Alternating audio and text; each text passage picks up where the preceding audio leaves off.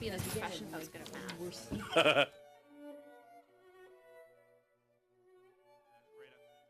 Clock.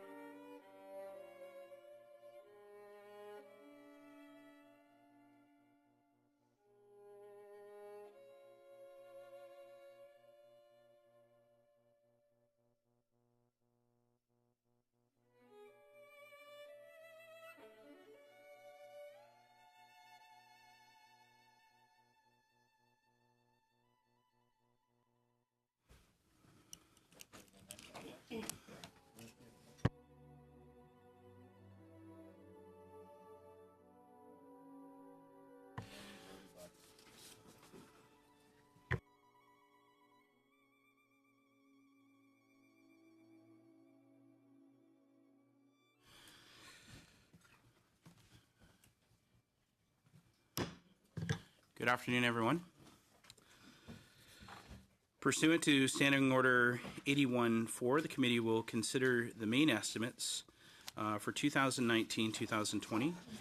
Votes 1, 5, and 10 under Canada Mortgage and Housing Corporation. Vote 1 under Canadian Centre for Occupational Health and Safety. And votes 1, 5, bear with me here, 10, 15, 20, 25, 30, 35, 40, 45, 50, 55, 60, 65, 70, 75, 80, and 85 under the Department of Employment and Social Development. Referred to the committee on Thursday, April the 11th, 2019. HUMA's mandate is broad and touches on many different areas of responsibility. Today, Minister Haidu and Minister Qualtrough are here to discuss their portfolios. We understand Minister Qualtrough is running a bit late, but we'll get started and hopefully she will be here shortly. I would ask that the committee members keep their questions related to those portfolios and save their questions on housing and seniors for the other ministers, which we'll be seeing next week. Although the questions and discussions at these meetings are generally wide-ranging, the rule of relevance does apply. Pursuant to Standing Order 81-4, each committee may consider and report or shall be deemed to have reported the votes in the main estimates back to the House not later than June 10th, 2019. If the committee opts not to report to the House, the estimates are deemed reported to the House on June 10th. Appearing today, we have the Honourable Patty Haidu, Minister of Employment, Workforce Development and Labour. And as stated, we will be joined by the Honourable Carla Qualtrough, Minister of Accessibility. From the Department of Employment and Social Development, we have Graham Flack, Deputy Minister, Employment and Social Development. Chantal Mayhew, Deputy Minister, Labour. Leslie McLean, Senior Associate Deputy Minister of Employment and Social Development and Chief Operating Officer for Service Canada. Mark Perlman, Chief Financial Officer and Senior Assistant Deputy Minister, Chief Financial Officer Branch. Benoit Robideau, Associate Deputy Minister, Employment and Social Development. Each ministers will have up to 10 minutes each to make their statements, followed by rounds of questions. John? Thank you, Mr. Chair. Really quick, because of what you just mentioned and the amount of information that we deal with these two ministers, and I know they're scheduled for a 10-minute presentation each, I would like unanimous consent to reduce that to 5 minutes each. That will give us some more time for questions. I think that's important. We've had the minister here recently. I don't think we necessarily need to the 10 minutes. I would ask for unanimous consent to cut their introductions down to 5 minutes each, ensuring that all of us have an opportunity to ask questions of both ministers. Do we have that unanimous consent? No? Sorry. Okay. Without further ado or preamble, I will turn it over for the first opening remarks from Honourable Patty Haidu, Minister of Employment, Workforce Development and Labour. The next 10 minutes are all yours. Well, thank you very much, Mr. Chair, and it's an honor to be here with you all today. And I'd like to thank my team for joining us to talk about Maine estimates. It's always great to appear before this committee and talk about the things that we're doing for Canadians to make sure that they have the skills to succeed no matter what their circumstances. And our department's 2019-20 Maine estimates clearly outline what our priorities are for this year, which is really all about creating jobs and growing the economy. Now, our economic record speaks for itself. Since we've been elected, we've seen the creation of 900,000 jobs, and unemployment is at historic lows. And as I travel across the country, it's clear that this growth, although wonderful for the economy of Canada and for the many people that now have jobs that didn't have under the previous government, has created a new problem, and the new problem is labor shortages. So the challenges that I hear now from employers are, where can I find people, and how do I find people with the right set of skills that will help me grow my business? And I know that this committee has done several studies on these shortages and how they affect different industries in different regions. So I thank you for your very important work. We've all heard these stories of employers that are increasingly struggling to find employees, and we've all heard that we need to make sure that Canadians have the right skills that they need to fill these growing shortages. And we know the importance of skills training and education, not just for Canadians, obviously for Canadians so they have a fair shot to succeed no matter where they live, but also for our businesses so that they can continue to grow and prosper and to have people to fill those important jobs that help them continue their important work. So we know that continued investments in people is the best way to ensure our economic success, and these investments are highlighted in the 2019-20 Maine estimates. I will say in the face of ongoing labor shortages, it's been particularly disappointing to see other governments not take the call from employers seriously. So while our government is helping Canadians reach their full potential and ensuring that businesses have the people that they need to grow, it's disappointing to see provincial Conservative governments doing the opposite and creating barriers to business growth. This is very short-sighted and will lead to a significant increased pressure on businesses in terms of being able to find people with the skill set they need. I always say that good social policy is good fiscal policy. We just can't afford to leave anybody behind. We need to make sure that we're maximizing our full potential as a country. And these cuts should really be concerning to us all. Without a skilled and robust workforce, we're not going to be able to fill these growing labor shortages. Our businesses will suffer, our economy will stagnate, and in the end, the workers themselves will pay the price. As the Minister of Employment, Workforce Development and Labour, cuts to skills training always deeply concerns me. We're moving in directly the opposite direction of these kinds of provincial Conservative governments by investing in things like student financial assistance so that more Canadians can access and afford post-secondary education. A modernized youth employment strategy so that young people have the skills they need to succeed in their workforce no matter what their own personal circumstances might be. And student work placements so that new graduates get those on-the-job skills, those new relationships with employers and their sector so that they can immediately enter the labor market after their graduation and have the kinds of skills that employers are looking for so that their employment opportunities are very quick and immediate. And of course, scholarships for Indigenous learners so that Canada can reach its true potential. Again, with a shrinking population, we have new challenges, and that is that we need more people than ever to fill those important jobs all across the country. And making sure that every single student in this country has the ability to reach their full potential is not just good social policy, this is good economic policy. Of course, there's other items which are contained in our Maine estimates, all along the same theme of ensuring that people have what they need so they can be as competitive as possible in the labor market and that our businesses can continue to grow. And when it comes to labor shortages, there's another part of the solution that this committee knows all too well. My parliamentary secretary, who I've been quoting a lot lately, has a saying when we talk about labor shortages, which is find a Canadian, train a Canadian, or make a Canadian. I'm sure that many of you are aware of a Conference Board of Canada report that came out on Friday titled Can't Go It Alone. This report highlights that immigration will be the only way to fill labor shortages in the next couple of decades. The board says by 2030, all 9.2 million of Canada's baby boomers will have reached retirement age, placing Canada under immense economic and fiscal pressure. So when political parties and leaders purposely use messages of fear and confusion to mislead Canadians, they do a huge disservice to our businesses and our economy. We know that we need Canadians to understand the need for immigration and to understand that immigration is a vital part of growing our workforce, our economy, our businesses, and our communities. In fact, according to the CEO of the Business Council of Canada, he said, "There's too much at stake and we cannot afford to keep playing these tired political games. In the coming months, business leaders will be engaging the public on the issues that matter and leading the way on elevating the discourse, because it's not just about our economy, it's about Canada."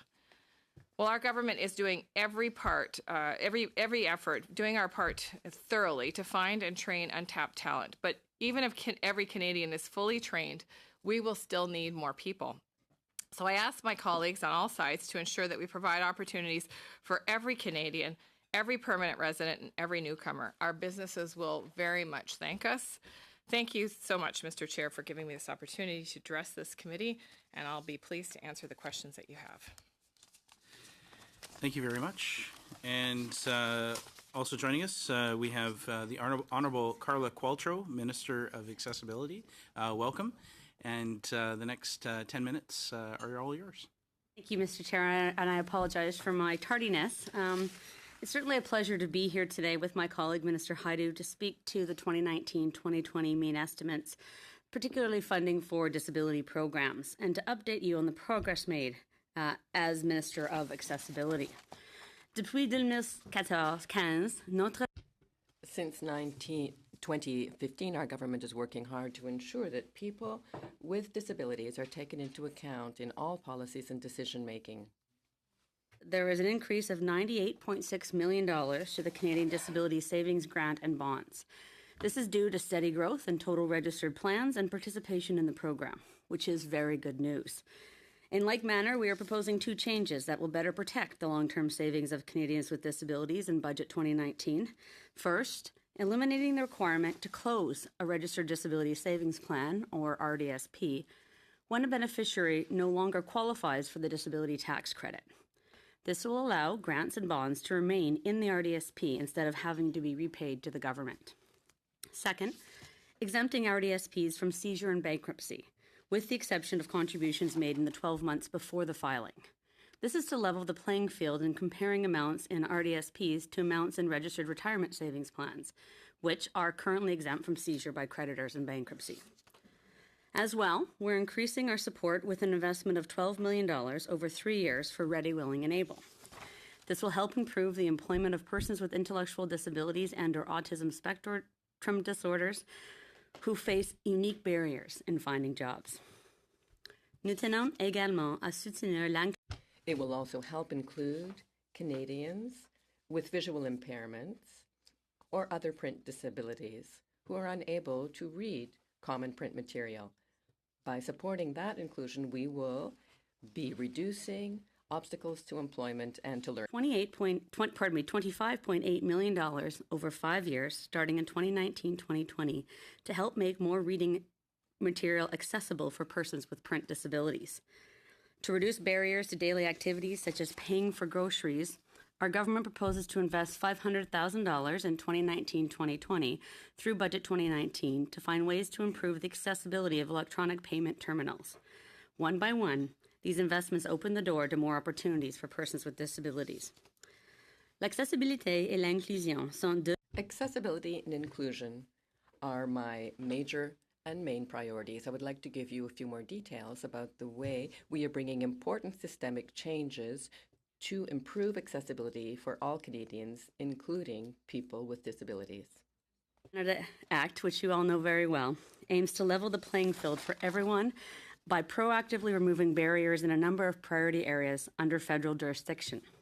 The Standing Senate Committee on Social Affairs, Science and Technology has heard testimony from many stakeholders over the past weeks and recently completed the clause-by-clause analysis for this transformative bill. The disability community has voiced its support for the swift passage of this bill through the over 1,200 letters and emails I've personally received lately, outlining the importance of this legislation to Canadians and the need for it to be passed into law. Our hope is that it will receive royal assent before the summer recess. To make sure that the necessary structures are in place when the bill becomes law, our government has already started working on 3 key components: the establishment of the new Canadian Accessibility Standards Development Organization, the recruitment of the CEO and board of directors for this new organization, and the recruitment of the Chief Accessibility Officer.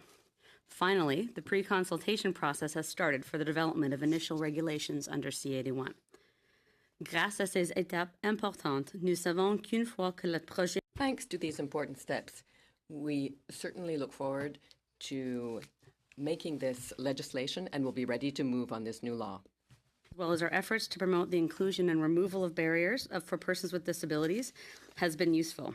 I trust that it has reiterated our commitment to continuing their work in the coming fiscal year. As was said, my colleague, Minister Haido, and I would be pleased to answer your questions. Thank you, and also thank you both for being brief. Gives us more opportunity for questions. First up, we have MP Barlow. Thank you very much, Mr. Chair. My first question to Minister Qualtrough. You were talking about the importance of barrier-free, and we certainly heard from many of almost every single stakeholder as part of the discussion at the committee on C81 on the concerns raised that the bill does not go far enough, that it does not have the metrics to ensure success or teeth to ensure that federally legislative businesses adhere to it. Now, there were dozens of amendments that we brought forward that every opposition party agreed with. None of them were supported by the government. However, many of those amendments have come forward and been accepted at the Senate. I'm just curious, I would like to know, are you going to be supporting those amendments that come forward from the Senate, specifically adding a timeline of 2040 for Canada to be barrier-free? Are you going to support those amendments? Thank you for the question. I certainly was open, as I told senators, to amendments within their process, but very mindful that, of course, that is their process to kind of run. And I'm looking at their suggestions, looking at what the government thinks would be the best for this law, and I'm open to many of their amendments. Yes.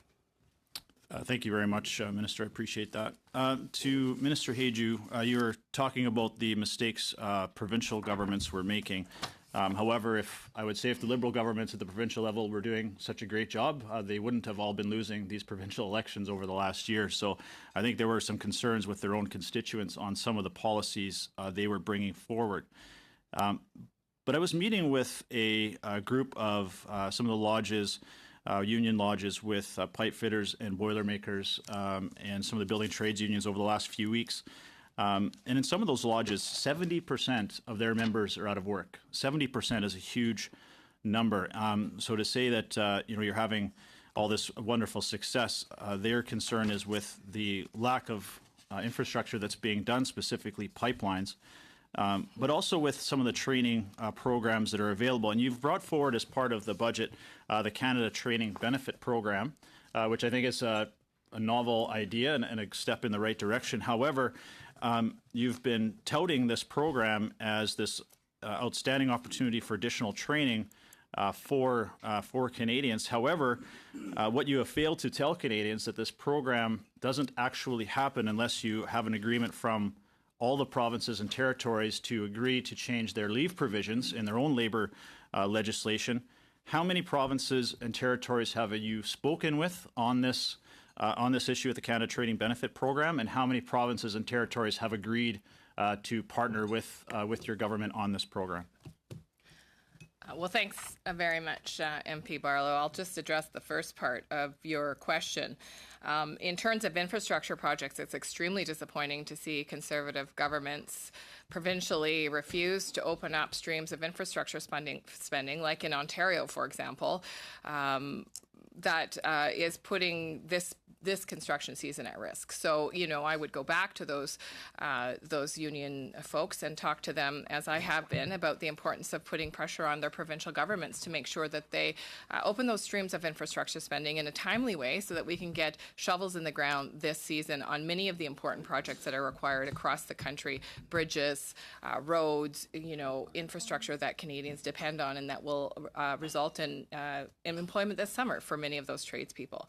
In terms of the Canada Training Benefit Program, this is a new idea. You're right. It's something that we decided that would be important to Canadians because, as we heard, and I know that this committee has been looking at this issue, the issue of precarious work, the issue of digital transformation, the issue of Canadians worrying that as their jobs change, they won't have an opportunity to participate in training in ways that make sense in their lives is significant. People talk about two barriers. They talk about the barrier of money and they talk about the Mr. barrier Chair, of time. I asked a specific question. I've only got 6 minutes. How many provinces have you discussed the program with, and how many of them have agreed to change their leave provisions in their legislation to ensure this program moves forward? So as we move forward, if I could complete my answer, part of the process is the consultations in how we get this right with the provinces, with employers, and with, of course, the Canadians that will use the program. I think my officials have something to add. Yes, thank you, Minister. So there are different elements to the training benefit. In terms of the leave provision that you mentioned earlier in your question, have begun the discussion with provincial officials. So officials of the labor program have had a call with their provincial counterparts at this point. And because this is just beginning, the call was focusing on explaining the benefit, how it worked, what kind of leave provision. So we've just initiated the consultations. So what happens if you do not get buy-in from the provinces and territories? What happens to the program? Brief answer, please. Miss MP Barlow, I don't like to play in hypotheticals. What I count on. It's not a hypothetical. It's a fact. If you don't get agreement, what happens? What I count on, MP Barlow, is that provinces will share our perspective that an educated workforce is important, that they will be open to responding to the call of employers. And believe me, that's a loud call, that there are better skilled people all across this country to take the positions, the vacancies that exist in every province. Thank you. Well, in fact, employers have raised concerns with this program that you are asking the employers to cover the cost of the paid leave, as well as no metrics ensuring that the training they get in the program actually has something to do with the business owner and the business that they are working with. So thank you very much, Mr. Chair. Mr. Rumi, please. Thank you very much, and thank you, ministers, for being here with us today. Over the last 4 years now, with all of our budgets, what I've been really attracted to is the fact that we've been focusing on our people, trying to move the barrier, the bar forward. And when we look at, in my riding of Pitt Meadows, Maple Ridge, in the last 4 years now, I've talked to hundreds of at-risk youth that are struggling to find jobs, not because they're not available, but because they don't have certain skill sets. They don't have even basic skill sets. And that's a problem because they get left out. Nobody wants to tackle them. When I talk to them, one of the things I ask them about is, have you looked at getting a student loan to take a year-long program that will upgrade your skills and allow you to get a decent job? And most people, most of these young kids will spout the line that, oh, they don't want to go into this massive debt because they've heard of somebody who had massive debts. So it's frustrating because it's a great vehicle for them to move forward. Could you tell us about a lot of the improvements that you're making with the Canada Student Loans Program? Well, thanks very much, MP Rumi, and I will agree. I've heard that story, and it's particularly profound when it comes from people from lower income settings, because you're right, the idea of accumulating debt, especially if you've lived with debt in your family or you don't see a way out necessarily in terms of your increased prosperity, can be quite overwhelming. So that's why one of the first things that we did was to increase the amount of support for non-repayable Canada student grants by 50% to help those from low and middle income families. So it's important to let those young people know that they may be eligible for much higher grants as well, which will reduce the amount that they have to borrow in many cases. Expanding the eligibility for Canada student grants and loans for part-time students, students with dependent children, because we know that going full-time is not always a possibility and that you do need additional money if you're raising children. There can be additional costs. And then also changing the repayment assistance program so applicants don't have to repay their Canada student loan until they're earning at least $25,000 a year. Again, people worry about those payments immediately kicking in if they haven't been able to find a job. This year in Budget 2019, we took a step further, and I want to thank all the student activists across the country that have been calling for this for years and years. So we'll be lowering interest rates on student loans. This change will help more than 1.1 million borrowers, and it's going to provide the average borrower about $2,000 worth of savings over the life of their loan. As well, the 6-month grace period, which was a grace period from payments but not a grace period from interest, will be truly interest-free. And so students will have that 6 months upon graduation to find a job, to do that job search without worrying about the compound interest that will accumulate during those 6 months. So we think that these measures will help provide some relief to the kinds of students that you're speaking about across the country. Thank you. And you had mentioned that with our labor shortages and where we are and trying to increase our Make a Canadian, I can't really remember the term you used, but for me, the investment that we make into the youth today are our workers of the future, and we will benefit from that. I see that your department is reporting an increase of $334.5 million for the Canada Student Loans and Grants and apprenticeship programs. Can you explain to the committee what this increase represents and how these are going to help the students? Yeah, absolutely. So this increases from the implementation of Budget 2016 and Budget 2017 changes that we made to the Canada Student Loans Program. And these changes were made to the program because we believe that every Canadian that wants to attend post-secondary education or institution should have the supports they need to do so. And we know that this is about creating real opportunities for people. This change means more than 450,000 low and middle income students are now able to afford post-secondary who couldn't before. And we know that when education is more affordable, it's more accessible. I will say that I have a personal attachment to this as someone who grew up in a low-income household.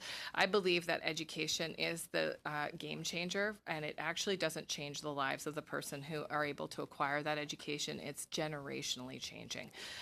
Many times for children or young people who are the first in their family to attend post-secondary education, it changes the way that family thinks about education and access to education for generations, and it unlocks that intergenerational poverty that we see people trapped in.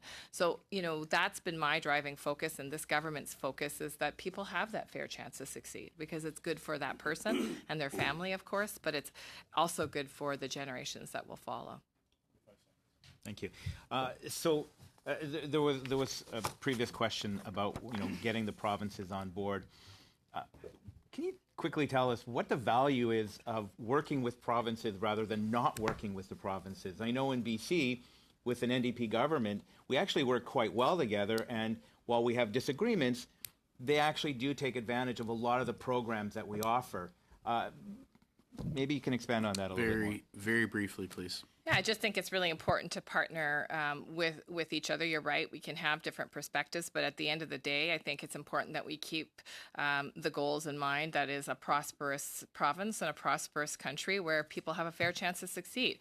We know when people have fairness and equity in their personal situations, that they actually can contribute to their full potential, which makes them better business owners, better employees, better citizens, and that allows us all to prosper. Thank you. Madame Sanssouci, please. Merci, Monsieur le Président. Merci. Thank you, Chair, and thank you for your presentations. Madam Minister, you told us about the RDSP, the Registered Disability Savings Plan, and improvements to that plan, but it's not clear to me. With the main estimates, you're looking at 44% higher expenditures compared to the last main estimates, and we know that participation in the current program isn't that great. There's not that much buy-in, not that many people enrolling. So how do you think that this will be improved, especially when it comes to women taking out RDSPs? Given that there are more men than women using them, are you looking at the admissibility criteria? Right now, it's based on the non-refundable tax credit for people with disabilities. So many people are simply not making the request and don't even know that these RDSPs are available to them. So how will you ensure that more people enroll? Thank you very much for your question. It's a real issue that I have an understanding of, and that I'm moving to solve. Major for the financial security of Canadians with disabilities. It has just passed its 10th year, and certainly in conjunction with the disability tax credit could benefit from an updating. And that's what we started. We started it at the CRA on the side of tax policy, with the minister reconstituting the Disability Advisory Committee, whose report is coming out very soon, to see how we can better serve Canadians through the DTC and related tax measures. And then we, recognizing in the meantime, we could address things going on with the RDSP proper. We know that many Canadians who qualify for the DTC do not avail themselves of RDSP, and we're looking to figure out why that is. Is it the group to whom it's targeted at? Are there barriers implicit in the program itself? And we're looking at that. So the two changes we've made, actually I'd say three changes. The first change that happened several years ago through our government was when we made it possible for nurse practitioners to fill out the forms related to qualification for the DTC. That too is a game changer in many communities who don't have access to doctors or couldn't afford the cost of filling out a form, which again, I think is a barrier we need to address. And then this year, very specifically, we made two changes to the RDSP. The first has to do with repayment of grants and bonds when someone no longer becomes eligible for a DTC. We heard loud and clear from the community that was unfair. Certainly when they qualified for DTC and they got those grants and bonds, if they became ineligible, they felt it unfair to have to repay those. So we've changed that. That will particularly help Canadians with episodic disabilities. The second one has to do with bankruptcy and protecting RDSPs from seizure and bankruptcy, like RRSPs. Targeting women with disabilities who qualify for the DTC. And again, I share your concern that the DTC, as a non-refundable tax credit, has limits because it doesn't address those Canadians with disabilities, doesn't benefit, Canadians with disabilities who don't work. But we are looking and working with provinces on awareness campaigns. CRA has sent out letters to every eligible Canadian who qualifies for a DTC to raise awareness about the RDSP. We're doing targeted campaigns and outreach within disability communities. We're holding awareness days where people can come in and see if they qualify for this. We're working with banks to see if there's an option for some kind of auto-enroll. There's lots on the table. It's a bit premature for me to tell you much more than that, but I can assure you this issue is one of my pressing, top-of-mind, not-so-secret objectives that I want to fix. Merci. Madame la Ministre. Thank you. Madam Minister, when it comes to the Canadian Learning Bonds for people who do have registered education savings plans, there's a 15% increase that you foresee. This requires a long-term relationship with a financial institution, of course. I'm wondering how you intend to make this more popular with low-income families. Some can be difficult to convince them to take out a registered education savings plan. Are you going to simplify enrollment? What will help to ensure that all children have access to RESPs? I could just build on Carla's comments a little bit about people with disabilities. There's a piece in my portfolio as well that increases eligible grants for services and equipment for students from $8,000 to $20,000. Also, harmonized definition of disability. So if there's a severe and permanent disability when studying, that they can receive loan forgiveness. So just to build on Minister Qualtroux's comments about trying to make sure that we are being as thoughtful in terms of supporting people with disability in terms of access to education. The Canada Learning Bond is an amazing tool, but you're right, there has been a low uptake. And part of, in my mandate letter, I was mandated by the Prime Minister to ask those same questions. Why? What is it that we're doing wrong as a government and that we've been doing wrong as a government? Or is it that people don't know about it? Is that we're not getting to the right people at the right time? And so this year, the 1 millionth child received the Canada Learning Bond, meaning that 1 million Canadian families do have that head start. But we know that there's more to do. We know that there's still about 1.8 million eligible children who are yet to receive the Canada Learning Bond. And that's why we have decided we can't do it alone. And we've launched this call for concept concepts, seeking submissions from partner organizations that often are better suited or interacting more closely with families that would benefit from receiving the Canada Learning Bond, to ask them how we can increase the awareness and the take-up of the Canada Learning Bond in innovative ways. I actually talked about this at a local agency in my own community, for example, that works on, does a variety of different counseling with low-income families, including credit counseling. And so to be able to use agencies that are actually embedded in the community, that have those relationships with people that would be benefiting from the Canada Learning Bond, is one of the ideas that we've had, and so thus the call for proposals and concepts. So I look forward to receiving those submissions and working with Canadians all across the country who have a better sense of how we actually reach families in need. Thank you very much. And over to Wayne Long, please. Thank you, Mr. Chair, and good afternoon, Ministers Qualtrough and Haidu. It's great to have you back before us. Minister Haidu, just a couple quick points. 2 quick points. Thank you for the Canada Summer Jobs Program.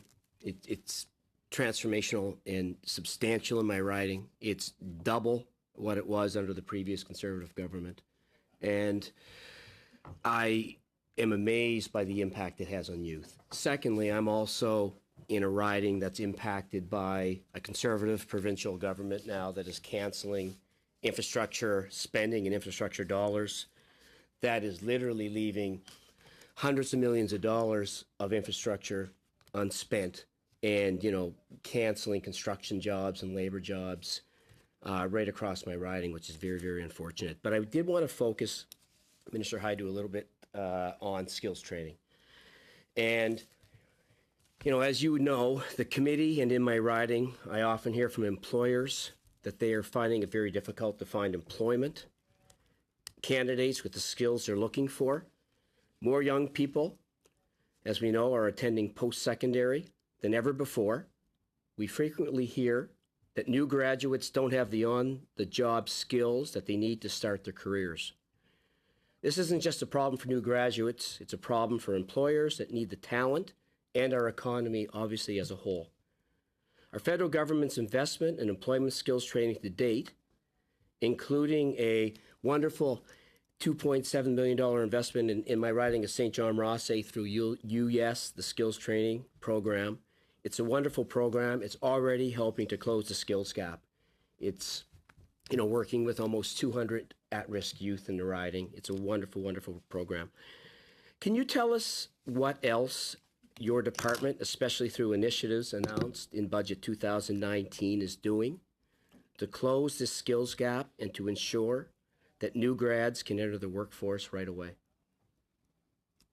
Well, thank you, MP Long. And, you know, you're referring to sort of the modernization of the youth employment strategy and the focus on the youth employment strategy of really making sure the most vulnerable get those skills training needs that will help them move out of their current situation and into employment. But we are also doing something that better addresses the needs of employers, because you're right, employers are saying, look, there's, you know, sometimes, you know, they receive applicants for a particular position, but they find the applicants either aren't well suited for their industry, have learned information that isn't actually custom fit to their industry or current.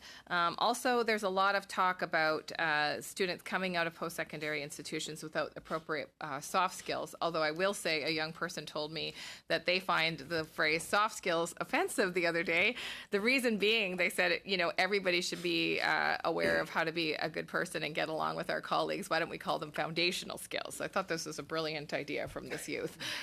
So regardless of what we call them, employers are saying that young people are having, you know, good technical knowledge, sometimes just not really understanding how to interact within a formal work setting.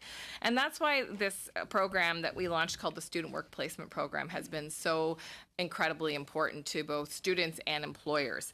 You know, when we launched it in April 2017 with a target of 10,000 placements for STEM and business students, what we've been hearing back has been just unanimous praise praise from this program. Whether you talk to business people, whether you talk to students, even when you talk to academic institutions, what's happening is it's actually pulling people together to talk about the skills that are being delivered in academic settings, whether or not they match what that sector or what that employment group needs. And it also is providing a bit of a matchmaker service for students in that they get hands-on paid experience in the workplace as they're studying that particular topic. And so that student also gets to develop those relationships with that employer. So more times than not, the employer is saying, you know, I really like this student and I've spent all this time kind of getting them oriented to my business. Why don't we make them an offer? So there's been, you know, this really nice kind of coalescence of all of that. So, you know, Budget 2019, what we heard over and over from businesses, including people like the Business Higher Education Roundtable, which brings, you know, big business together with academic institutions to talk about labor shortage. What we heard was, this is a great start. We need more. And we need more flexibility. We need to expand this beyond STEM, because even though we do have a shortage in science, technology, engineering, mathematics, what employers are saying is also the arts is really important in growing their businesses. And that's exactly what we've done through Budget 2019. We would expand the student work placements program to all disciplines and work with partners, like I said, like my tax and this roundtable that I spoke about earlier, and be able to create 84,000 new student work placements per year. So imagine that. Like, this is a really huge jump in terms of getting students that experience that they need, making sure that employers get, you know, a better integration with the talent that's coming out. And I'll just close on this. One of the greatest opportunities I had was actually facilitating a panel with youth who were talking about their experiences in these paid work placements. And the student talked about how when they're in the workplace and they're actually learning things that are contrary to what they're being taught in the academic setting, they have an ability to go back to that academic institution and say, hey, you know that information you're teaching me? It's about 4 years old. So they are actually pushing the academic institutions and professors to be more current in what they're offering so that it better aligns with industry. Thank you very much. Thank you. MP Hogue, please. Thank you, Mr. Haydu.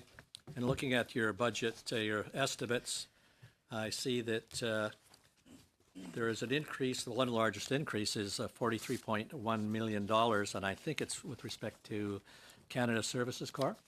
Could you explain what that increase will entail and the impact that will have?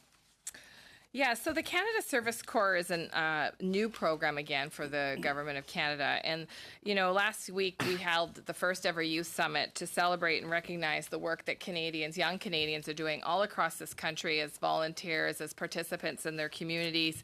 This event, just like the program, recognizes that young Canadians give so much and have the ability to give more back to their communities in a meaningful way, and that it also helps them to develop relationships, the skills that will help make them fabulous employees or employers, business owners in their future.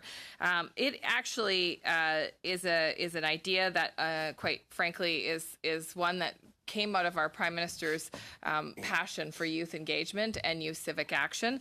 And, you know, I think about my own time as a volunteer, as a young person, and it really is a time of exploration. You have an ability to learn about the kinds of things you're passionate about and how you can best make a difference. You also have an opportunity to participate oftentimes in skill development in ways that you might never in paid employment that early on in your life. So in January 2018, we launched the design phase of the Canada Service Corps with a commitment to establish the program in 2019. And through that design phase, we listened really carefully to young people. And what we heard from them was, look, we need a variety of different service opportunities. There are some people who want those long-term immersive service opportunities, kind of like the Katimavik programs, which is one of the partners that we're offering experiences with.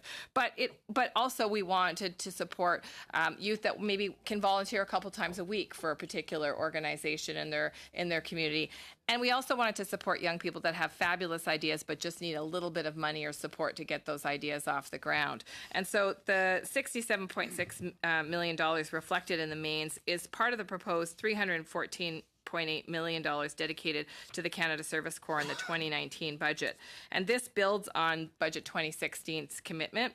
It will allow us to scale up the program to 15,000 placements per year by 2023-24. So this is really about making sure that no matter where that young person is situated or what kind of way they want to be involved, that we have different pathways and opportunities for them to serve.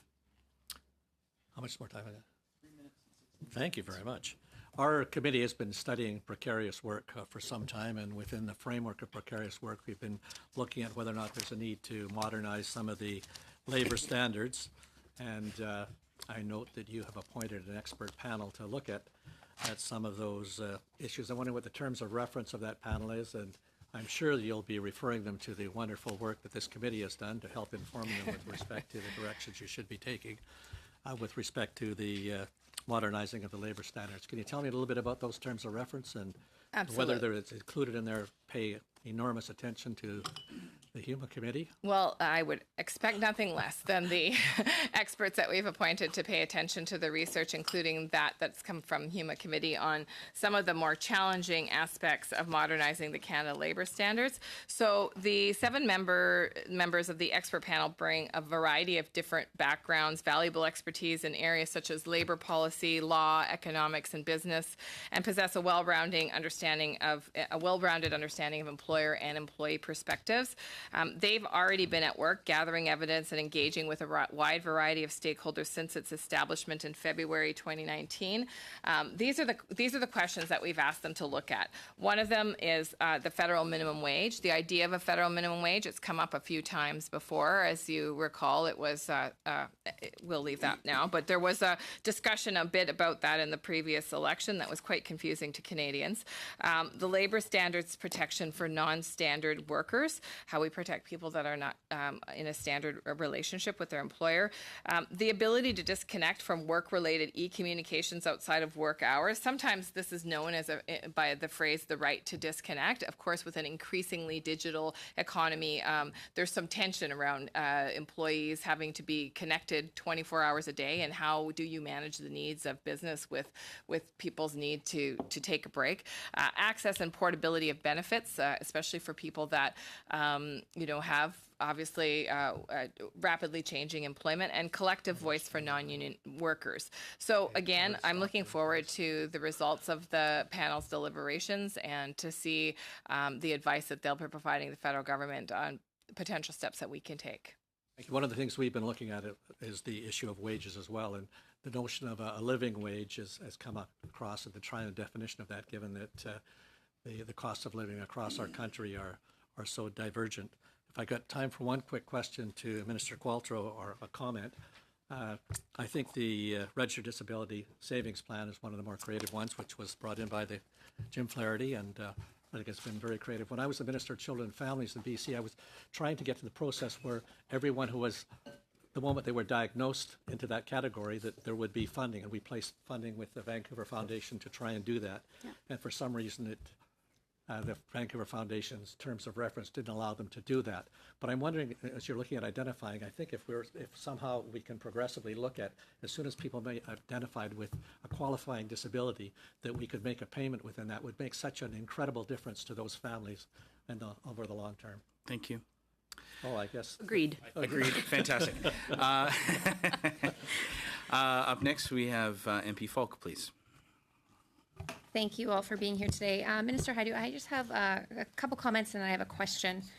So as Mr. Long had noted about Canada Summer Jobs, and that it is in the estimates, and it's part of the department's plan to increase opportunities for youth.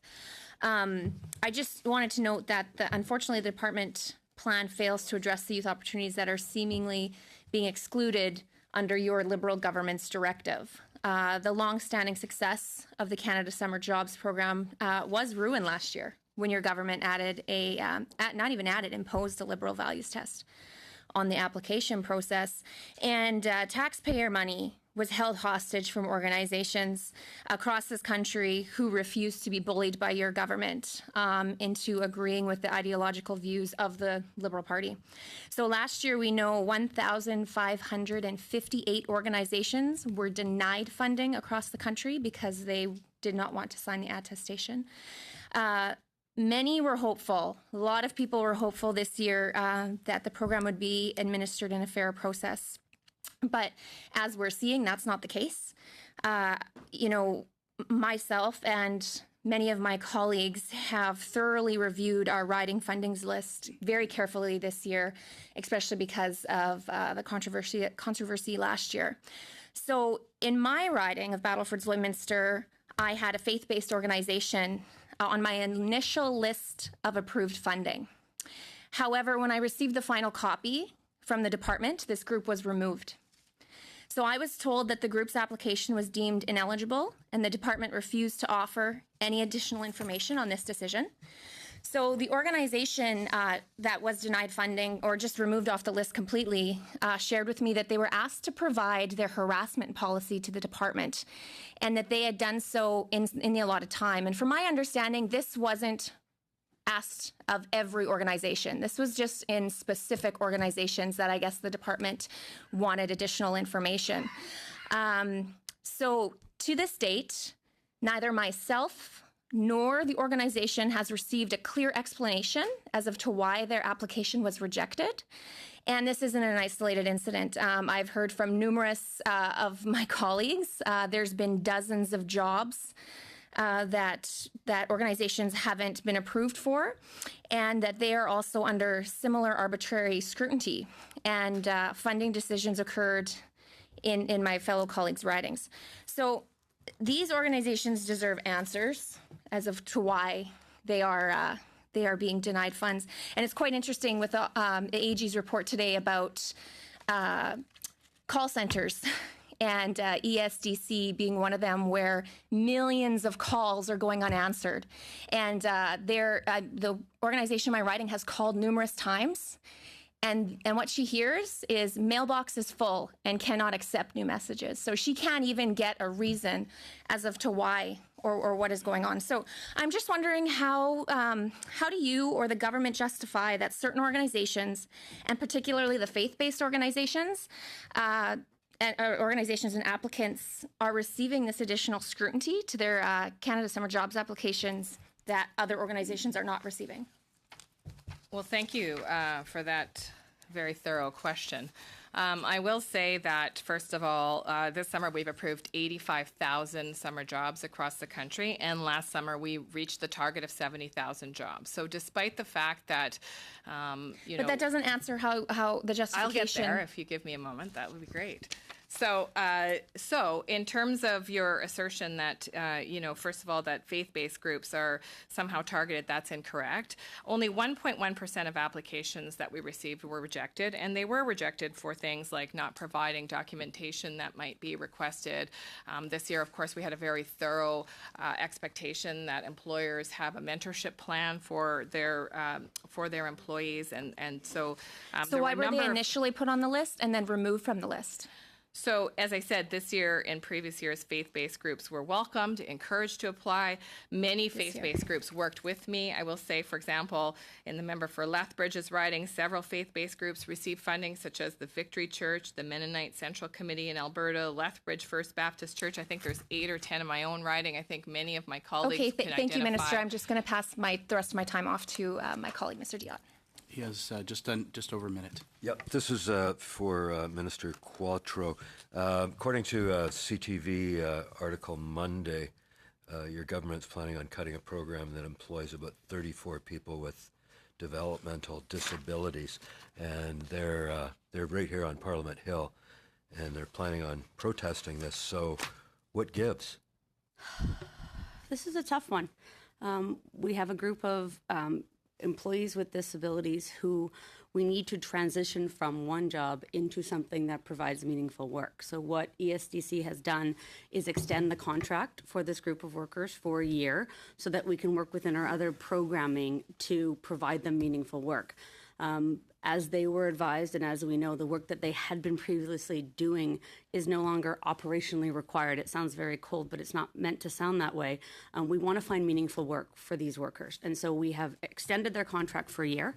During that year, we're also going to work with them and organizations around them to ensure they can transition to other meaningful work, because we know that Canadians with disabilities are amongst the most underemployed in our country, so we don't want to lose this group of very talented individuals from the workforce. Are you going to address them on Parliament Hill when they protest? Thank you. Pardon me, I missed it. I You're didn't going to hear that. address them on Parliament Hill when they protest? My team and I will talk with them anytime. Thank you very much. And for the last word, MP Morrissey, please.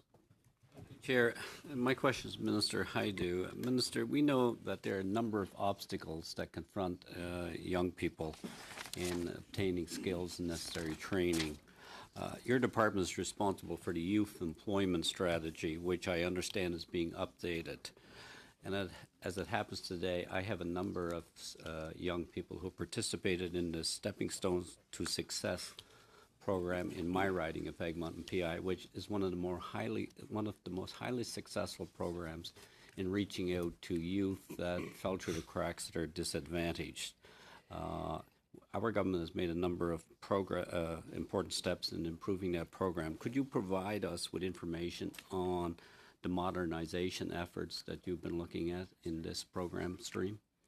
Well, absolutely, and thank you very much, MP Morrissey, and I will take a moment to congratulate the graduates of Stepping Stones to Success. It's a huge accomplishment for some of these youth, and I'm sure, as you know, speaking to these students, in many cases before they've had an opportunity to engage with the youth employment strategy through an organization like Stepping Stones to Success, many of these young people feel their outlooks are pretty bleak, that they don't have a lot of hope for a job, inclusion in society. And what I know from my previous work prior to politics is that actually exclusion is really expensive, because the further someone gets away from their ability to fully participate, the more expensive it gets for society, for governments to take care of people who have been left behind. And that's the whole premise behind renewing the youth employment strategy.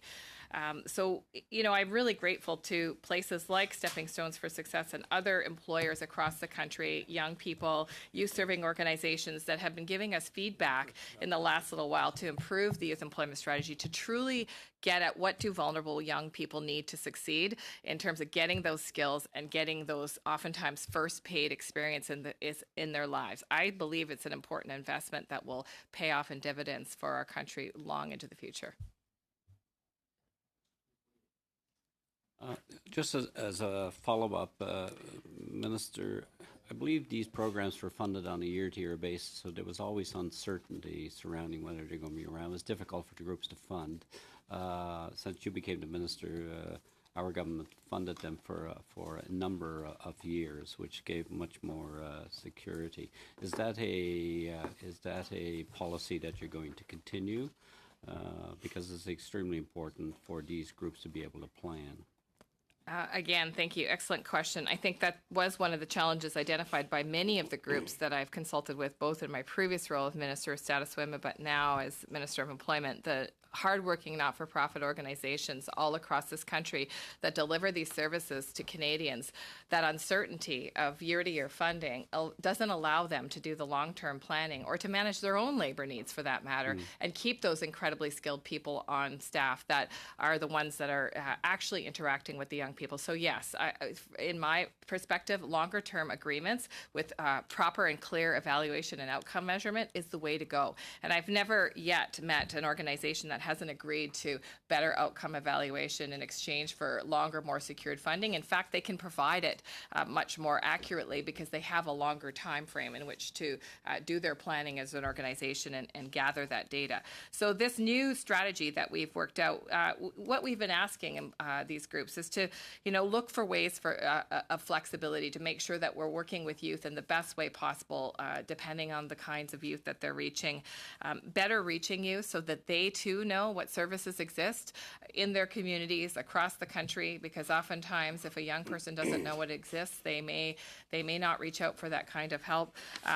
building partnerships and helping these organizations to collaborate across sectors, employers, service delivery organizations, educational institutions, and then again to really understand what employers are looking for in terms of supporting young people in many of these paid placements that allow that young person to get that critical paid experience on their resume. We believe that these kinds of changes, this idea that it takes more than a few weeks of resume building, but actually supporting a young person with those significant barriers, again, is the investment that we need to move folks forward in terms of reaching their full potential. Thank you. Thank you. Pisanga? Thank you, Chair. Thank you very much. You have just over a minute. Brief. Thank you, Minister. Thank you, both of you. My question is to Minister Quattro. We thank you very much for your Bill C-81. Disability communities are very enthusiastic regarding when it becomes the law. And we have done, as a committee, study on the Bill C-81, and now we are doing the study on episodic disabilities, Bill C-191.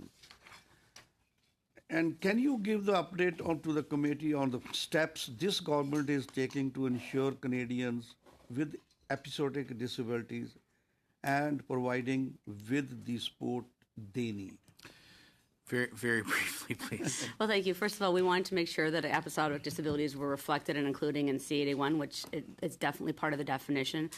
Second of all, we support the private members bill. We really respect the work you all have done on your report. I look forward to providing our government response in the weeks to come. And of course, what I mentioned earlier about the RDSP, by removing the requirement to pay back grants and bonds, it will significantly impact eligibility, individuals with episodic disabilities. It's a big deal for them. So the quick list. Thank you very much. And unfortunately, that brings us to the top of the hour, and I do need to release the ministers.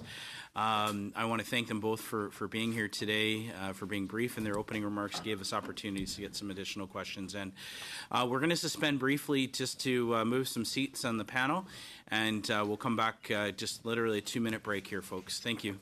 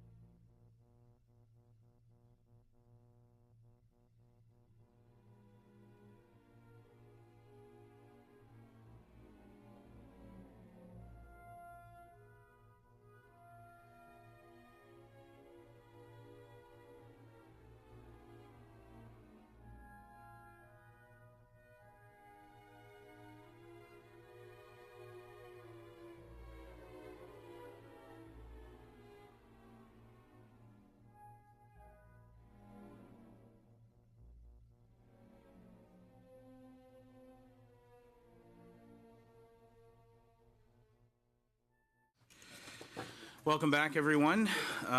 We have now all of the department officials, which I introduced earlier, but I will do so quickly again here.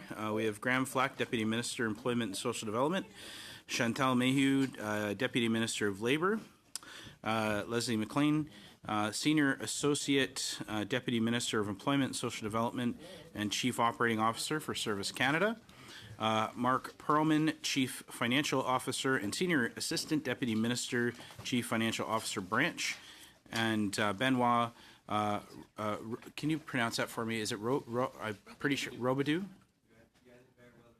Very, okay, Robidoux. Assistant Deputy Minister, Employment and Social Development. Welcome back, actually all of you. Welcome back to this committee. We are going to get right into questions, and up first we have MP Barlow. Thank you very much, Mr. Chair, and thanks to the officials for spending the hour with us today. I appreciate the opportunity to ask some questions. And I will just, whoever's in charge of whatever I ask, you go right ahead and jump in and answer, so I won't say who I'm asking it to. But going through the estimates on the Canada training benefit, and there was just some discrepancies in the numbers from the budget and the PBO's cost estimates that came as a partner to that. And there's two areas specifically I just wanted to clarify what may be the reasons for the discrepancy and what may be some of the issues to that. And the first one was the cost of the training credit itself. There's a discrepancy of about $60 million on that from the budget 2019 has a net cost of $710 million. The PBO's cost estimate has a total net cost of $770 million, a $60 million discrepancy. Can anybody address the reasoning for that? Maybe updated numbers or... We'd have to get back to you, but I think there's a question anytime you operate a grant like this of what the uptake is going to be in terms of utilization. So that may be part of the difference, but we'll have to check and get back to you. Okay, thank you. And then moving over on maybe a similar issue, but I found this one quite interesting and a very big difference on where this is expected to go. But on the support, the cost of supporting the program, including administration, bureaucracy that's involved with administering the program, in the budget 2019, again, it has the total cost to be say $98 million. But the PBO cost estimate says it's actually going to be a profit or a revenue generator of $81 million. Like that seems. I don't know a lot of programs that actually make us money, especially it's a grant. So I'm wondering, is there any reason for that? Or I just thought that was a really strange number that this may be being put forward as a revenue generator. We are definitely not anticipating it's going to be a revenue generator, but we can follow up with PBO. So there are two pieces. There's the grant piece, and then there is the EI premium piece, and the department's focus will be on the EI piece, which is how individuals will have parts of their salary covered during the period of the grant, or during the period that they take the training. The grant itself will be delivered through the Canada Revenue Agency. Yeah, it looks like the number is on the EI training support cost. In the budget, it has it at $1.2 billion, and in the PBO, it has it at $642 million, like a big discrepancy in terms of what the cost of EI training support is going to be. So again, I think that will be linked to, we all make estimates on what the uptake is going to be of a new program.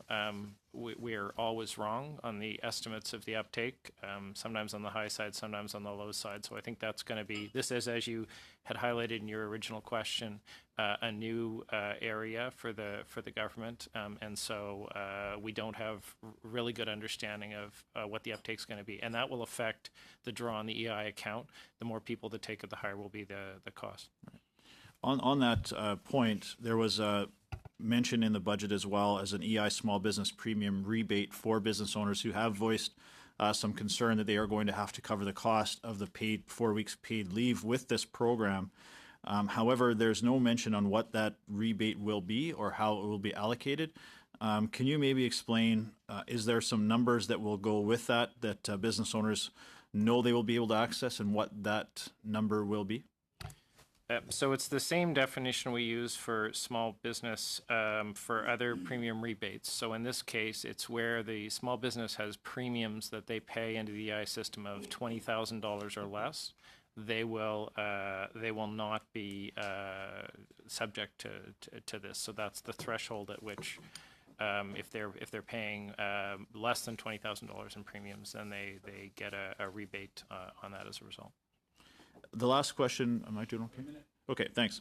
The last question I had with that is, the other concern we are hearing from business owners is that there's no metrics or no way of measuring that if I'm a welding company, I have an employee, he wants to go take some additional training. I'm expecting he'll take pressure B welding or something along that line.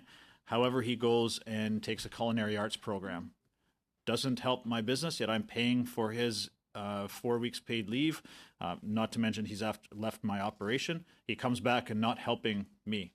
What kind of stipulation or guidelines or metrics would be here to ensure that as a business owner, if I'm supporting my employee to take part in this program, that he will or she will actually take a program that benefits me as the business owner? Briefly, please. The first point is that the employer will not be required to provide paid leave. The leave will be paid out of the EI account. Well, So it's not that the employer themselves are going to have to be subsidizing the leave from their payroll as the individual isn't there. We are consulting with training institutions, with employers, and with labor right now on the program design, because it won't kick in till the end of 2020. So those are important questions you're raising. I would say that the philosophy behind the account is that the training benefit accrues to the individual.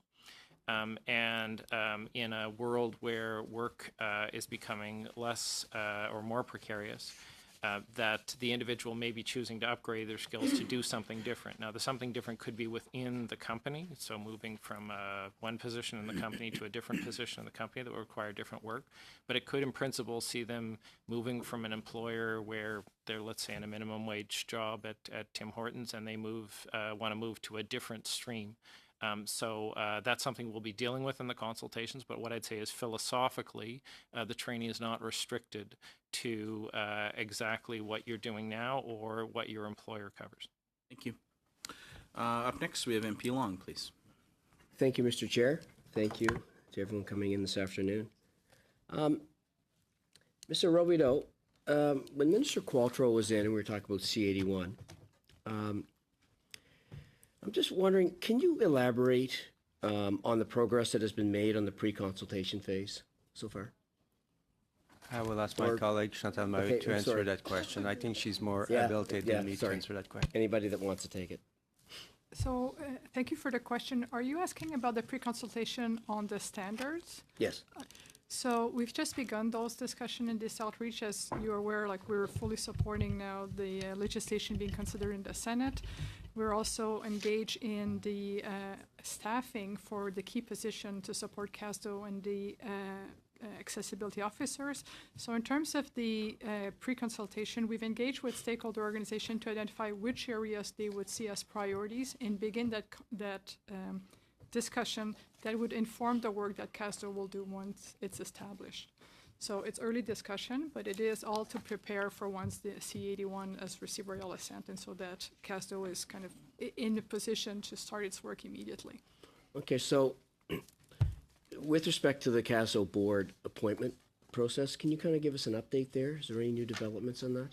So the notice of the position have been posted. It's closed, I think, about a week ago. Okay. So we are now reviewing candidates. And we're hoping to be in a position to be able to appoint people once the bill has received royal assent. So obviously we cannot proceed with appointment until the organization is created, so that will require legislation.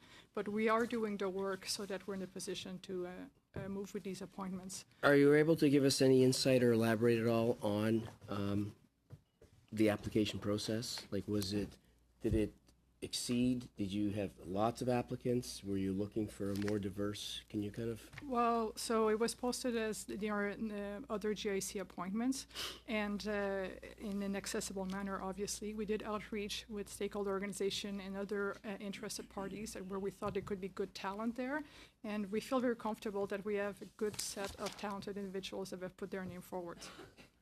Okay, thank you. Whoever wants to take this. The 2019-20 main estimates set aside new money for persons with intellectual disabilities and autism spectrum disorders, and for Canadians with visual impairments and other print disabilities. How were these specific groups chosen to receive dedicated funding apart from the larger disability community? So I will take that question. So thank you for the question again. In terms of supporting employment for persons with intellectual disability, including people that suffer from autism spectrum disorders, the funding will be provided to the Canadian Association for Community Living in partnership with the Canadian Autism Spectrum Disorder Association for the continuation of the initiative that's called Ready, Willing, Enable. This initiative was funded as a continuation of investment that have started here I have in 2014, but I think it's, in 2014. And so we have been investing in that initiative that really does outreach to employers to encourage them and prepare them to hire people with intellectual disabilities. The proposal has been successful in doing that, and the budget has continued that funding going on. I think you've also asked about the funding for, I'm just going to make sure I'm the right one, for person with visual impairments and blind. So there's two elements to that funding. There's 1 million for CNIB, 1 million for CNIB that will be focused on supporting small businesses and hiring people that are visually impaired. Okay. And there is $500,000 for doing more work on improving the accessibility of payment terminals. Okay. So. Okay, thank you. Finally, the minister mentioned that the department is doing a review of the DTC RDSP to improve uptake. This committee recommended in its report M191 that the government consider ensuring that those who are eligible for CPP disability are eligible for the DTC. Is there something the department is looking at as a part of its review of these programs? Is there? Well, so the department is looking at all options, but as it stands now, the eligibility for the RDSP is tied to TTC, and that hasn't changed. So the government hasn't made changes to this. As Minister Qualtrough has indicated, they made change to the RDSP to allow people to keep their account in cases where they lose eligibility. Right. So it's already a measure that will facilitate for people that have episodic disabilities to keep their funding and keep the access to the account. And also, as she's mentioned, so that they can keep their RDSP in case of bankruptcies. So those were the new measures that government has put forward. Okay. And at this point, the eligibility remains linked to DTC. Okay, thank you. Thank you. And up next, we have Madame Sanssouci. Merci, Monsieur le Président. Merci. Thank you, Chair. Thank you for being here with us. So the departmental plan, page 50, we see that the level of problems in OHS in federally regulated workplaces is up by 200% in the last 5 years. So why? And there's supplementary funds. Is this to handle this issue? I'm very sorry. Thank you for the question, but I don't have the pages. Page 50 in the departmental program plan for 2019-2020. I will have to follow up and give you an answer looking at the statistics to see exactly which statistic is up by 50%. As for the higher budget for OHS, we have a new $1 million in this year for the mediation and reconciliation team and program. So this will be more for the team actually working on the ground rather than the health and social health and safety planning team. Thank you very much, and thank you for providing the clerk with the response to the question. A term that we see over and over in the department's plan is the inclusive nature of the workforce. Inclusion that would cover women, youth, elderly people, Native peoples, and others. In 2018, the Auditor General's Office found that the department hadn't corrected or hadn't drawn together information about the success, potential success of these plans, specifically the one for Native peoples. And the Auditor General also found that the department had not provided funding for organizations with regional needs, which leads to my question. In your plan, you're indicating certain levels of participation in the workforce for certain groups. But if you don't have any metrics, for example, will you be able to tell whether you've actually reached these goals? When it comes to overall numbers of people actually participating in these workforce plans, we have access to Statistics Canada data. The challenge that the Auditor General found was indeed in the skills training program for Native peoples, and the program had funded programming, 6 months of programming. We were able to measure for that short period what happened, but the measures and the aims for the program were long-term. We did have results for the people who were involved. The reason why we couldn't measure the final results were that 3 years later, when we went back to the organizations involved, they were unable to tell us really what had happened to the people who had received the training 3 years back. So it was a statistical challenge, you see. What we did and what we're now doing is using the social insurance number of the participants, but of course, anonymously. Using this, we'll be able to provide a metric by program of what the effect on the revenues of the people who have participated in without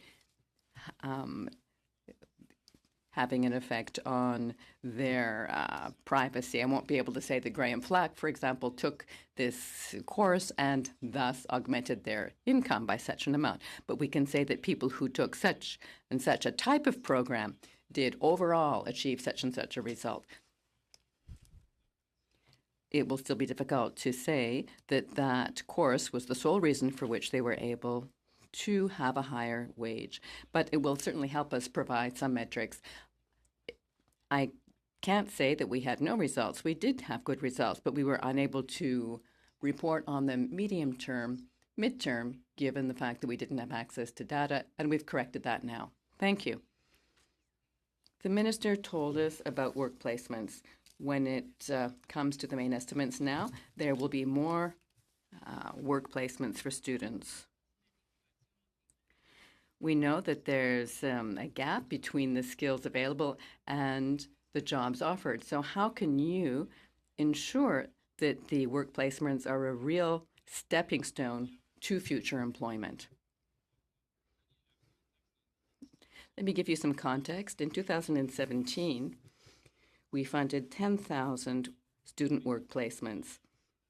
And the aim of the further appropriations in 2019 is to bring this up to 84,000 work placements. How can we ensure that what the students learn in their placements is useful for their future employment? Well, in particular by creating better relations with the companies that will be hiring them. There are 3 aspects of that. First, post-secondary institutions with their placement and work placement cooperative agreements will continue to find work placements for their students. That's the standard way of doing this. The second approach is to work with companies, convincing them to invest further, and the government as well will invest to identify work placements within their companies that could be of interest. And the third approach, and I forget the acronym in French, but it's the Business Higher Education Roundtable, which is an organization that brings both groups together to identify pathways forward. About 30% of people in the prior program were able to finally have a job offered to them. Thank you very much for being here today. I want to go back to, again, I tend to focus on the youth in my riding of Pitt Meadows Maple Ridge and the challenges that they have in trying to move forward, especially the ones that are at risk. We hear a lot of talk about the youth employment strategy, but for people who are watching, I don't know if it's clearly defined what is the youth employment strategy. We use these terms, but can one of you help to explain the pieces of a youth employment strategy? I'll start, but Leslie may want to pick it up. So I guess the genesis of this is, in addition to the component which the members around the table know best, there's also been a series of programs across 10 different departments in the federal government to try to engage youth for different purposes. At Canadian Heritage, it might be for museums, etc. And all the programs were sensible in their own area, but for youth, it made for a rather complex navigation of what they needed to do. So one of the core principles behind the youth employment strategy is to try to integrate all these opportunities, whether they're opportunities with not-for-profits or opportunities with government departments that are financing these programs, to ensure there's no wrong door, that wherever they go, they can identify what it is that they're interested in. But there are plans to take that further, so a youth digital gateway that will go beyond merely a listing of the courses, that will help youth to identify where they are, what their interests are, and help them to navigate to where they may want to go. And eventually, the plan over time would be to use the information we glean from how people navigate that to through sort of algorithms, better refine what it is for individuals who are in these kind of conditions that have these kind of interests. Here might be the pathway to where they need to go. So we're at the front end of that redesign right now of all of the elements, but very much focused on how we ultimately deal with this, I guess you could say, good problem to have as they go in the country of labor shortages, which means there's tremendous opportunity if we can get the skills match right to get those youth placed in employment. One other thing that's important to highlight about the youth employment strategy is there has been a real focus on youth who have had historically more difficulty in accessing the job market. So throughout the suite of programs we work on, if you look at the results for Indigenous youth, the results for youth with disability, or in specific subfields, for example, girls in the STEM fields, one of the things we have really done in the program is focus in on those, because those individuals have had more challenges historically navigating our thicket as well. But Leslie's folks actually administer this. So Leslie, did you have other things you wanted to add about this? I don't think I'd add much. Thank you very much, Graham, other than to say really using that youth digital gateway to understand what are youth seeking. Is it a volunteer opportunity? Is it a learning opportunity? Is it indeed paid employment? And how can the digital gateway help youth navigate that moment of their lives when they're figuring out what to do next? I would also note, further to the comments made by the minister, there was a youth summit over the last couple of days, and we did take the draft version, if you like, of the Youth Digital Gateway and got live feedback from youth on what they liked about it, how it worked, what we could do better. So we'll be looking to incorporate that into the next version. Thank you. So it sounds great, wonderful, super, but I keep coming back to the disadvantaged youth that I meet in my riding. And they likely have no clue. They've never heard of this. They don't know where to go. They don't even know there's a place to go. So how do you propose to do this so that it reaches the intended audience? So two differences, I guess, in how we're approaching this. One is in the outreach to try to get to the communities that have been more challenging to get through, whether that's through partners, for example, on our Indigenous program that Madame Soucy mentioned, that has used those partners on the Indigenous training program to reach out further upstream to youth in those communities in terms of how to do that. So one piece is outreach to get at individuals we haven't historically been able to get at before to make them aware of it. But the second observation is when those individuals have hit the traditional kind of website we've had, which was not always easy to navigate, we believe that there had been a higher drop-off rate of those individuals once they had. So Minister Haidu's challenge to us was, she said, I'm not worried about high-performing kids because no matter how bad the web design is, they'll find a way through it and apply. What you need to design this for is individuals who may have not necessarily challenges navigating the site, but don't have peers who have done this kind of program before and don't really think it's for them, even if the pictures look like they're different kind of kids or people with different opportunities. So those are the twin challenges: outreach and how we can make the site truly more welcoming to pull people in, to make it clear that it is for everyone. And yep. One very quick question. How do we intend to measure this, the outcomes? Is there something being built into the program to measure the outcomes? There is, but I'd say, but beyond the traditional measurement, what will be different about how we go about this is the user-centric design we've used for the digital gateway will be an evergreen process. So we'll actually be measuring the feedback from people on an ongoing basis on how effective we are at doing that. Now, that will allow us to unbundle how different youth are reacting to it, but our aim isn't to sort of build the perfect thing and then go away. We're very much looking at this as baiting it and continuing to update it. Thank you. MP Hogue, please. Thank you. I'm particularly interested in the issues around accessibility, and you've broken them down into a number of areas. So to get a better grasp for an understanding, I'd like to focus on autism spectrum disorder.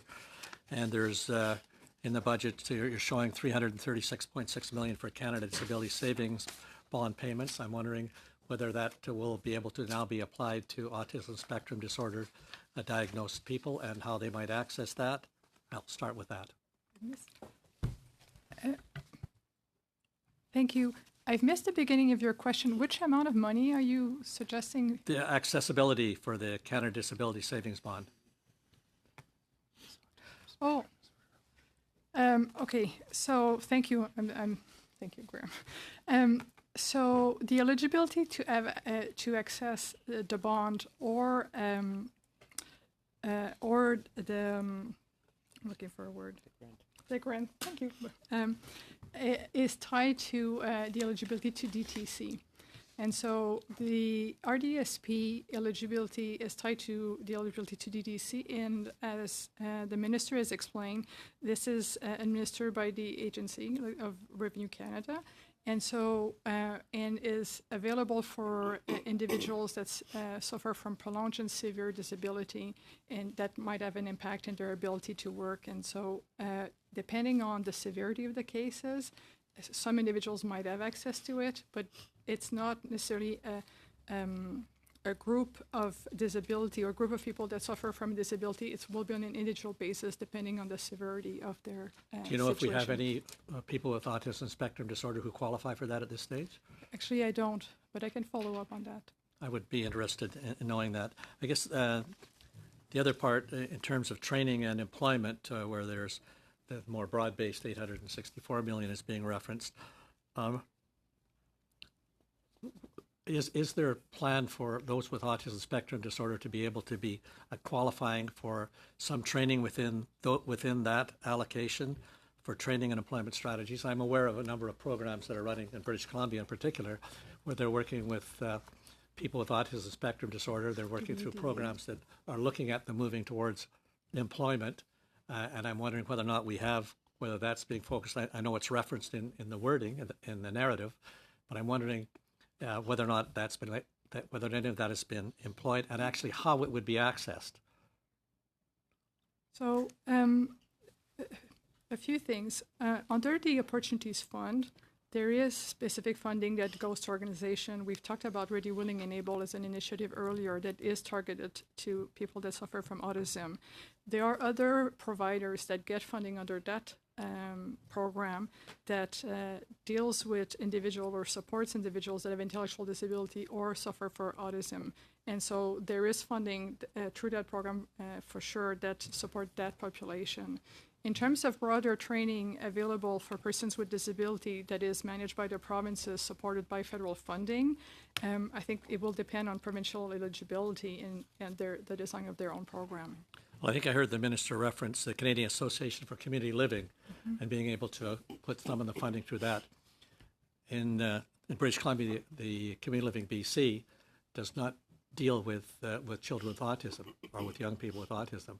So how would the application be applied for British Columbia with respect to that? Is there another organization that you would be approaching, or how would the allocation actually flow? There are a number of course, there's a number of approaches to autism, and there's a division within a number of parents that determine how to best focus on that. How would they become eligible for funding, or what process would they look at? I understand we've got this conceptual, and which I heard from the ministers. I'm hoping to get to kind of the detail in terms of how that can actually be operationalized. So I may be able to help you only to a point. So the budget announced funding for the Ready, Willing, and Able initiative, and the funding will go through that organization. The two organizations working together, and they will be responsible for how the funding is allocated. Under the Opportunities Funds, there are calls for different proposals, and they would be open to any proposals from the country. At this point, there's no calls that are open, and I could follow up to find out if there are specific initiatives in British Columbia that have been supported through that program. Yeah, if you could check that out for me and let me know, that would be very much appreciated. How much time do I have left?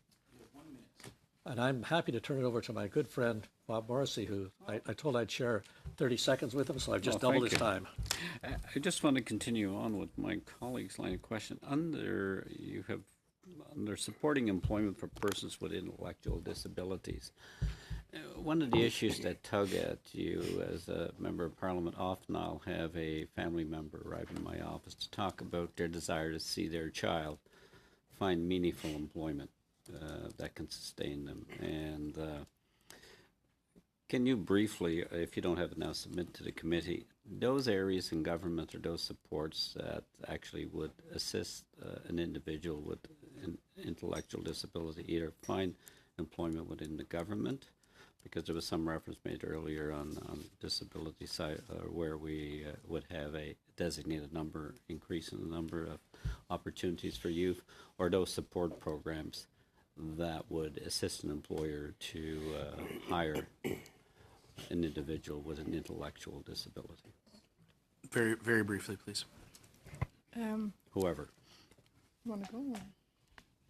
In terms of federal hiring programs, program as well, many of the ones we've talked about, there have been efforts to improve hiring of individuals with disabilities, but I don't believe we have specific sub-targets for individuals with intellectual disabilities. So the numbers I'd be able to give you, whether it's Canada Summer Jobs or Work Integrated Learning, would be around disability as a whole. I wouldn't be able to unbundle it. Thank you. MP Folk, please.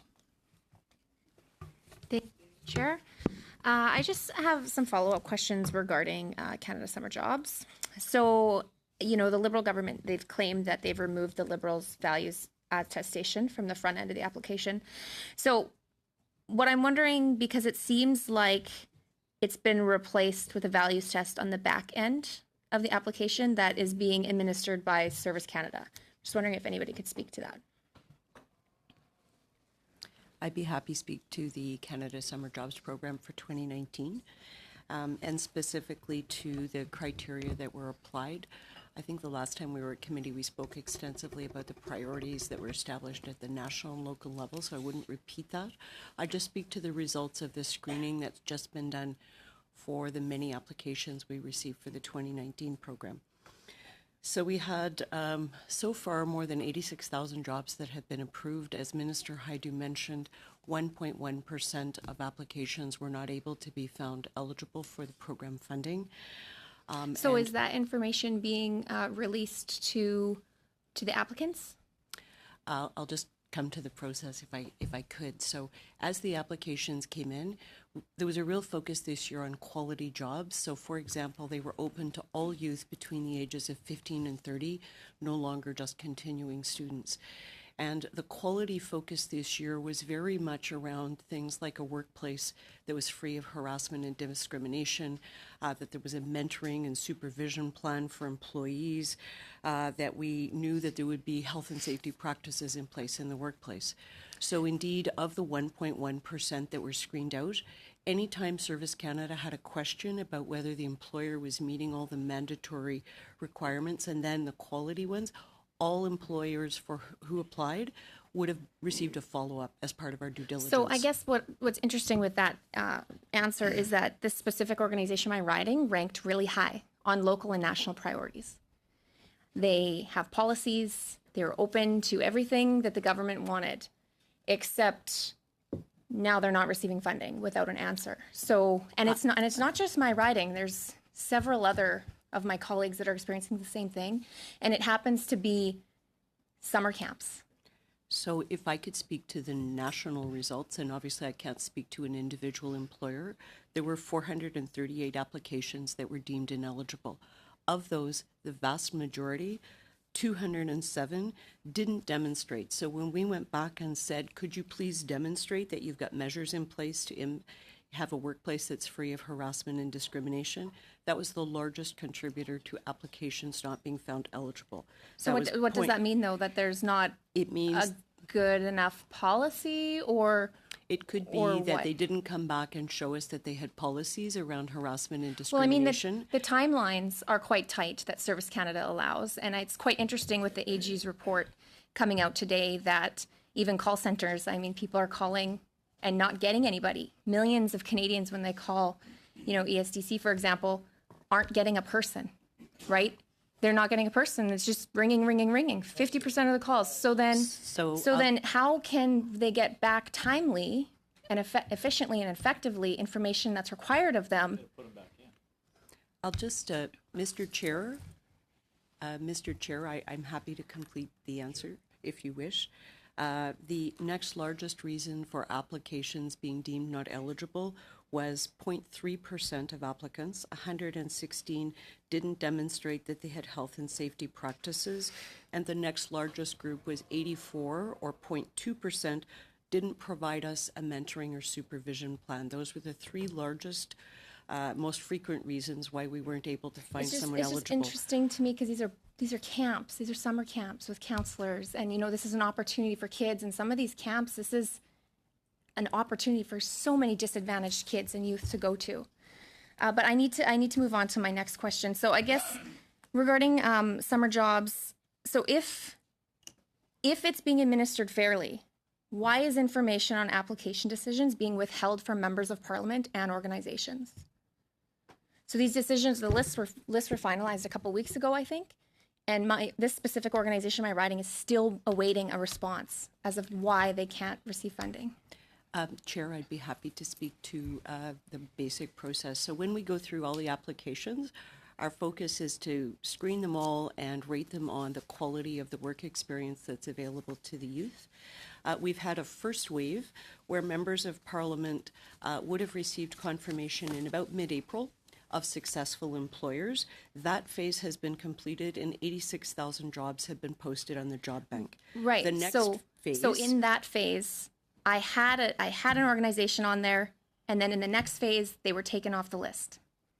So they were approved at one phase and then disapproved, deemed ineligible at the next phase. I'd be happy to follow up offline on the specific case. I'm just speaking but to the national it is program like I've spoken to my colleagues, though, and this is happening amongst others. So I don't know if that stat is necessarily accurate. If the first phase people were eligible and now they're ineligible. So that's just the point that I wanted to make. If there was an error in processing, of course, we apologize. The second wave is one which MPs have just been working on to confirm for applicants now. Our focus there will be to put that next wave of approved jobs up on Job Bank. And the third piece, MP, which may be the piece you're speaking to, would have been the letters confirming those ineligible. Those would have gone out last week. So there have been 3 separate waves of activity. As an employer comes back and says, I plan to hire 5 students and could actually only hire 3, we do everything we can to reinvest it in the time available. Thank you. MP Sangha, please. Thank you very much for this opportunity. My question is, I live in Brampton. There are diversity of people living in that area with the vulnerability, and people want to have equal presentation. So that is a theme of the department plan, is to have an inclusive labor market which seems an increased participation of many groups, including women, indigenous people, youth and seniors, new immigrants, and all those type of people. Now, there is a need for the allocation of funding for the success of organization based on the current regional needs or the past success of the organization. The main estimate requested $865 million in contribution towards the training and the employment program. My question is, how will the department evaluate the success of the program it funds? How will it determine that the sources are allocated to programs that serve the greatest need of the and effectively? So maybe I could pick one as an example, which, but we're trying to take a similar measurement approach for all the programs in terms of better achieving the outcomes. So the example I'd give is the ASSET program, which is focused on Indigenous training and achieving better outcomes in Indigenous training in terms of employment. So the challenge we've had in that program is, and this is often a measurement challenge we have with programs, is we will fund training, but when we're trying to identify what the medium-term impact of it is, say over 3 or 4 years, it isn't possible to us to go back to the training provider and say, well, what's happened to that individual 3 or 4 years later, because they will have lost track of the individual, as would be true of the people we fund under the ASSET program. So we can see short-term impacts in terms of did they successfully complete the training and did they get employment, but we can't identify whether their salary improved over time or over what time horizon. So what we're doing with the ASSET program is we're using the SIN number to be able to access the CRA database. This is done on an anonymized basis. And what that will let us do is identify, well, we will not know who the individuals are. We will be able to take all of the individuals who've accessed the program under the ASSET program and then identify what happened to their income levels 2, 3, 4, and 5 years later. So we will not be able to report to Canadians on exactly what the results were for each individual, because that would breach the confidentiality of the SIN data. But what we will be able to do is identify which types of training for which types of individuals led to which type of better outcomes. And that will allow us to then have a feedback loop where we can then work with Indigenous partners to promote those programs that had better outcomes and move resources away from programs that had weaker outcomes. So I think it's this medium-term data that's one of our real challenges, because just measuring the employment results in where people are in 6 months, they may be able to get a job, but it doesn't mean they're going to stay employed for a longer period. We can't do that. So that's one of the examples of how we're doing it in terms of the results measurement. But I don't know if there's other examples folks wanted to give. So you think there will be gaps in this while you're calculating regarding the skill training groups? And do you think it's enough to address the gaps existing program? So one of the positive things of a labor market that is as tight as the labor market we've had is in a weaker labor market, employers can be very choosy about who they want to pick. And individuals who they might have to make a bit more of an investment in, they may be reluctant to pick up because of those extra costs. It doesn't matter where we are in the country and which employer we talk to, and I was one of the co-chairs of one of the economic roundtables for the digital roundtable, but every one of those roundtables, businesses identified skill shortages as the biggest issue they were facing in terms of the economic growth. The effect that has is they have an incredible incentive to pull labor into the market because they know that from the traditional sources, there's not going to be sufficient labor to be able to get what they want.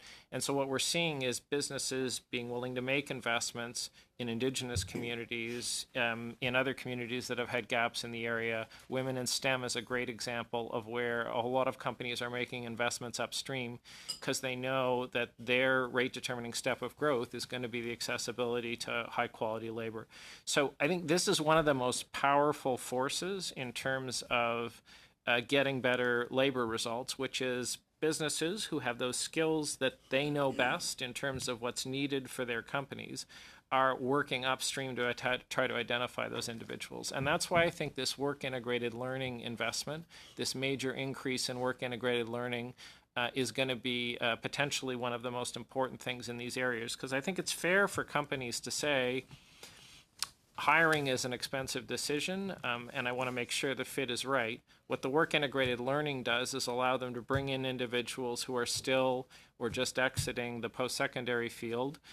They can then customize their work to what they're doing through a co-op program in the job, and then they have a much better sense in the hire that that individual is going to be a fit. So I think it's a combination of these things that are going to be really critical in getting the numbers. But I'm optimistic that the labor market pull here is creating the conditions in which we're likely going to have better effectiveness from the programs because companies are looking to do this. Thank you. And MP Diot for 5 minutes, please. This is relating to the Canada training benefit. Wondering if there's a concern that we'll be funding people to take training courses that are currently offered by universities for free and are available online on forums like Coursera and edX.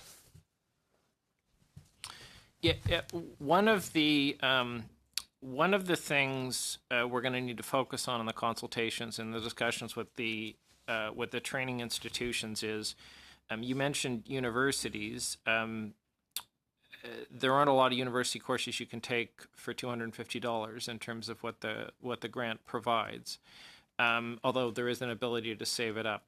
So we're not hearing any indication from universities that or other training institutions that they're going to try to put a cost on courses that are already available. I think our bigger worry as we go into the consultations is we need to have some kind of quality assurance around the courses.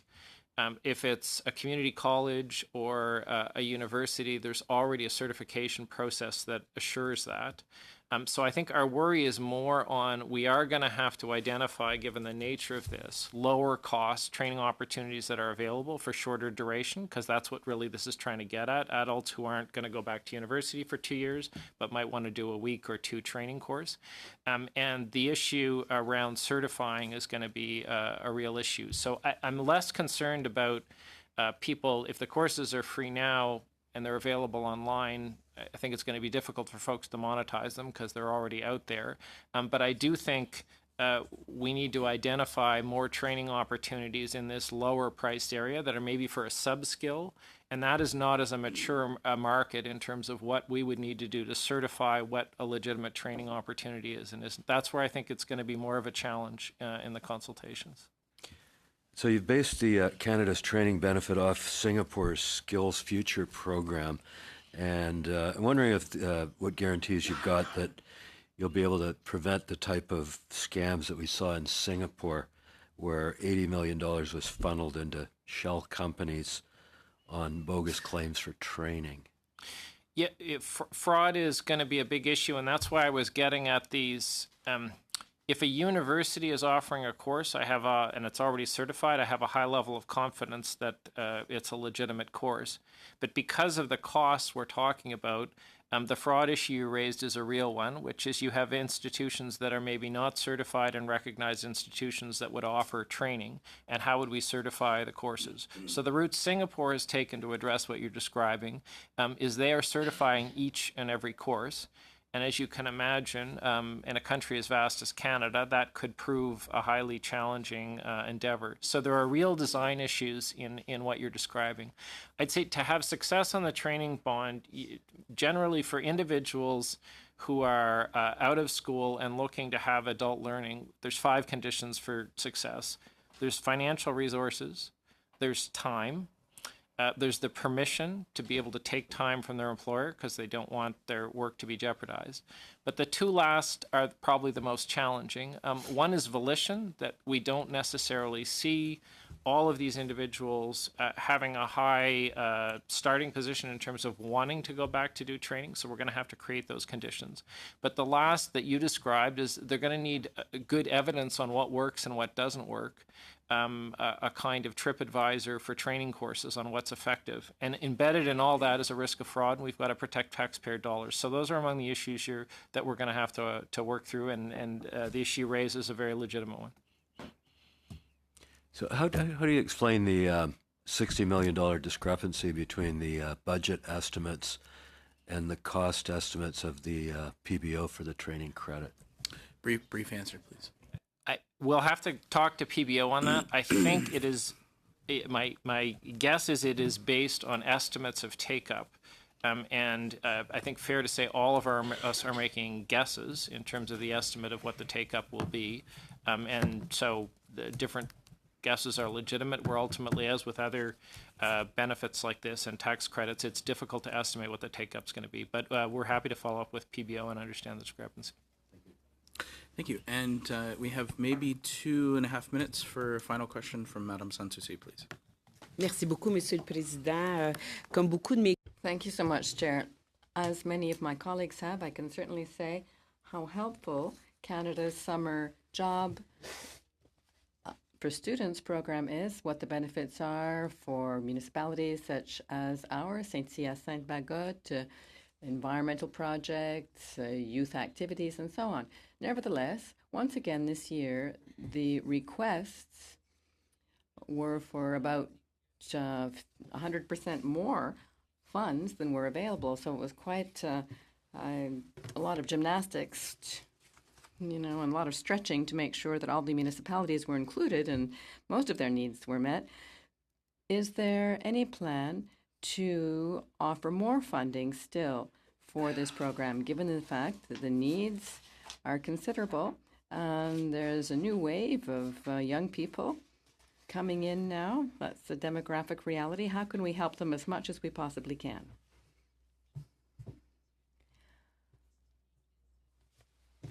I can't tell you what the 2020 budget, the next budget, will offer us. But of course, the demand is greater than it has been in the past. We have pretty much 900 million requests this time, and the funding is 270,000 million, rather. So the demand is much higher than what we can fund. We'll see what happens next budget.